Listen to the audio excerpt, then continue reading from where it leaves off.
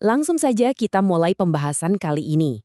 Kita akan mengeksplorasi sebuah evolusi intelektual yang luar biasa memikat, yakni bagaimana pemikiran rasional Yunani klasik akhirnya menjembatani dan membentuk teologi Kristen awal. Terus terang, ini adalah kisah epik tentang dua dunia yang sangat-sangat berbeda, yang pada akhirnya melebur dan membentuk dasar peradaban kita hari ini.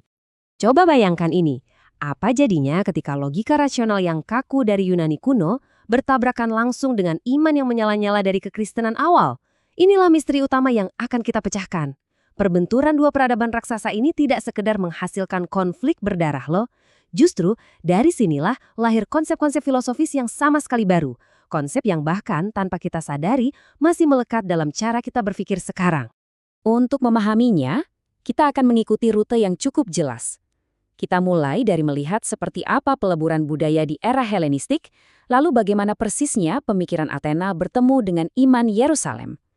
Setelah itu, kita akan menyeberangi jembatan intelektual Neoplatonis, melihat bagaimana mereka menciptakan konsep-konsep baru, hingga akhirnya kita bahas pergeseran besar-besaran secara institusional. Oke, mari kita atur latar waktunya di era Helenistik. Ini bukan sekedar periode sejarah biasa, melainkan masa di mana percampuran budaya terjadi secara sangat dinamis dan masif di seluruh dunia kuno. Kota Alexandria adalah contoh paling sempurna untuk menggambarkan situasi saat itu. Kota ini benar-benar kawah candra di muka intelektual yang luar biasa megah. Anda tahu, disinilah Alkitab Ibrani untuk pertama kalinya diterjemahkan ke bahasa Yunani. Terobosan ini secara otomatis mendobrak gerbang, memungkinkan ide-ide yang sebelumnya terisolasi kini bisa saling berpadu. Yang paling menarik dari era ini adalah melihat betapa beragamnya pandangan dunia yang saling bergesekan setiap harinya.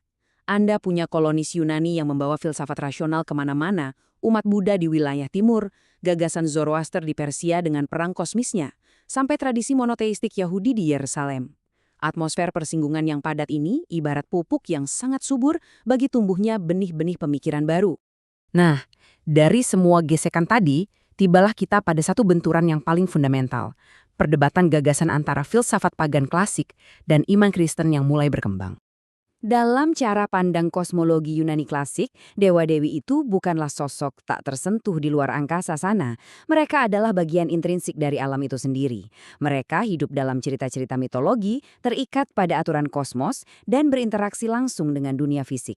Kerangka berpikir seperti inilah yang saat itu merajai dunia intelektual. Tapi kekristenan datang dan memicu pergeseran metafisik yang bisa dibilang sangat radikal. Latar belakang kisah dewa-dewi ala Homer sepenuhnya disingkirkan. Alih-alih mempercayai waktu yang terus berputar bagai siklus, kekristenan memperkenalkan gagasan tentang satu Tuhan yang transenden, yang menciptakan dunia dari ketidakadaan absolut dan memandu sejarah dalam satu garis lurus menuju akhir zaman. Ini benar-benar mengubah aturan main. Tentu saja, para pemikir saat itu tidak cuma duduk diam melihat dunia mereka terbelah. Tokoh-tokoh awal mencoba membangun jembatan, sebuah jalan tengah intelektual antara logika Yunani dan ajaran-ajaran Alkitab. Sebagai respons, para filsuf pagan juga ikut memutar otak. Plotinus, sang pendiri Neoplatonisme, menawarkan sebuah ide brilian berupa sistem hierarki kosmis. Ia membayangkan realitas sebagai sebuah aliran yang memancar ke bawah, dimulai dari yang esa, lalu turun menjadi pikiran, kemudian jiwa, hingga membeku menjadi materi di titik terendah. Ini adalah cara elegan untuk menjelaskan asal-usul alam semesta secara logis tanpa perlu melibatkan Tuhan pencipta yang personal. Tapi sementara para filsuf asyik berdebat soal hierarki realitas di ruang kelas, Kekaisaran Romawi yang saat itu baru saja memeluk Kristen punya masalah nyata di lapangan. Mereka butuh teologi resmi yang bersatu, bukan cuma sekedar teori. Disinilah konsili-konsili gereja memainkan peran krusialnya. Konsili ini ibarat tungku pandai besi, tempat krisis-krisis filosofis raksasa diselesaikan dan ditempa menjadi doktrin resmi. Bayangkan, hanya dalam kurun waktu 1 abad, keyakinan-keyakinan inti ini berhasil diinstitusionalkan. Namun, ada satu kendala. Bagaimana cara menjelaskan teologi yang rumit ini? Jawabannya, mereka harus menciptakan konsep baru. Tokoh-tokoh awal ini mengambil istilah Yunani kelas berat seperti usia dan hipostasis, lalu merombak maknanya. Percaya atau tidak, pemahaman modern kita tentang apa itu pribadi atau individu yang kita pakai sehari-hari sekarang secara harfiah lahir dari meja perdebatan teologis zaman kuno ini.